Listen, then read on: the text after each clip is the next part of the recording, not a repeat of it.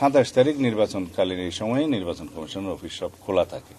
সেই দিনই এই ভোটার হওয়া, আইডি কার্ড বা ভোটার আইডি বা ন্যাশনাল আইডি হওয়া সংক্রান্ত যা কিছু আছে তিনি এই 27 তারিখেই করবেন। আমরা কয়েকটি বিষয়ে মাননীয় প্রধান নির্বাচন কমিশনারের দৃষ্টি আকর্ষণ করেছি। দলের পক্ষ থেকে লিখিত একটা পত্র আমরা নিয়ে এসেছি, সেটা আমরা ওনার হাতে দিয়েছি। কয়েকটা বিষয় যেটা মনোনয়ন পত্রের সাথে সংশ্লিষ্ট, এগুলো একটু স্পষ্টীকরণের জন্য আমরা অনুরোধ করেছি। 1 নম্বর হচ্ছে মনোনয়ন পত্রের মনোনয়ন প্রার্থীদের কিছু ইনফরমেশন দিতে বলা হয়েছে। মামলা সংক্রান্ত ফৌজদারি মামলায় জামিনে মুক্তদের ক্ষেত্রে অর্ডার শিটের সার্টিফাইড কপি চেয়েছেন, যেটা আরপিওর মূল আইনের মধ্যে নাই। আরপিওর মূল আইনের মধ্যে আছে 12 অনুচ্ছেদে শুধু মামলার বিষয়ে তথ্য দেওয়া, যে কারো বিরুদ্ধে ফৌজদারি মামলা থেকে থাকলে আগে সেটার তথ্য দেওয়া। এখানে জামিননামার অর্ডার শিটের কোনো সার্টিফাইড কপি দিতে হবে এরকম কোনো বিধান নাই।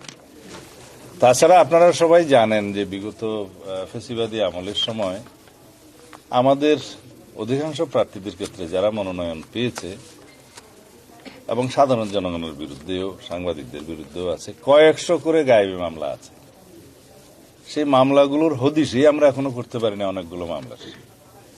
তো সেই জন্য আমরা বলেছি যে মনোনয়ন পত্রে ফৌজদারি মামলার তালিকা অর্থাৎ আরপিও অনুসারে ইনফরমেশনটাই যথেষ্ট, certified copy of bail, bond, এক্সেট এগুলো যেন না চাওয়া হয়। দ্বিতীয় হচ্ছে অভিযুক্ত।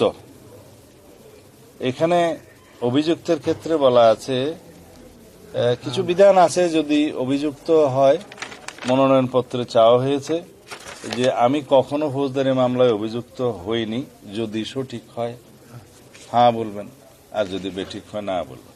তো যেখানে আমরা তথ্য দিচ্ছি মামলা, সেই সমস্ত মামলায় অভিযুক্ত যদি শব্দটা প্রযোজ্য হয় তাহলে সেই অভিযুক্ত শব্দটা আইনের ভাষায় হচ্ছে framing of the charge by the court.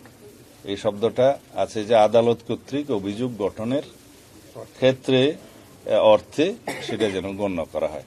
তাছাড়া হাজার হাজার মামলায় শয়ে শয়ে মামলায় কে কার বিরুদ্ধে এফআইআর দিল, কে কার বিরুদ্ধে কমপ্লেন কেস করলো, এগুলো সব চলে আসবে।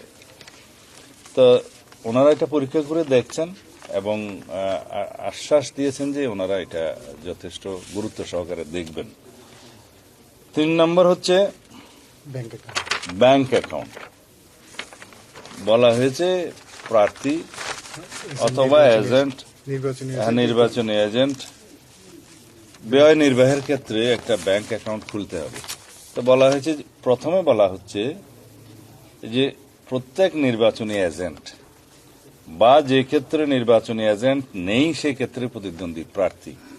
তো এটা একটু উল্টিয়ে লিখলে ভালো হয়।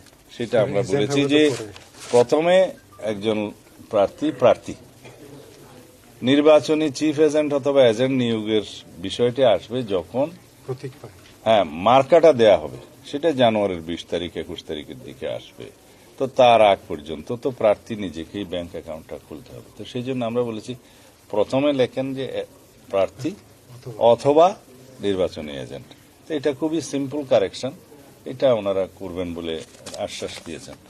তো এই কয়েকটি বিষয় নিয়ে আমরা দৃষ্টি আকর্ষণ করার জন্য, এবং যেহেতু সময়টা খুব কম, ইতিমধ্যে 29 তারিখে শেষ দিন, মনোনয়নপত্র জমা দিতে হবে, একটু দ্রুততার সাথে এই বিষয়টা স্পষ্টীকরণের জন্য আমরা ওনাদেরকে অনুরোধ করেছি। ধন্যবাদ। কারণ নির্বাচনী পরিবেশের কি হয়েছে,